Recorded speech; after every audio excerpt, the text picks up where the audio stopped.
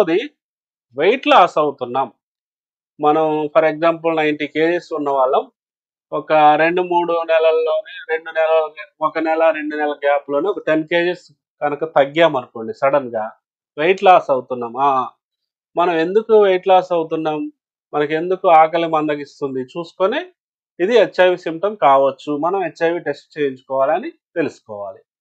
ముఖ్యంగా మూడవదేంటంటే విరోచనాలు అవుతాయి.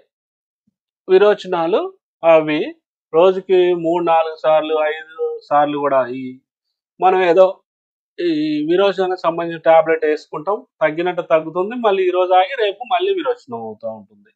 ఇలా ఆగకుండా విరోచనాలు అవుతున్నా గూడా ఇది హెచ్ఐవి సింప్టమ్ కావచ్చు అని చెప్పి మనం మళ్ళీ టెస్ట్ చేపించుకొని నిర్ధారించుకోవాలి. ఎక్కడ కూడా సింప్టమ్‌ని బట్టి కొంతమంది ఏం చేస్తున్నారంటే ఎక్కడో ఎక్స్‌పోజ్ అయిపోతున్నారు. వెంటనే నాకు చెమటలొచ్చాయి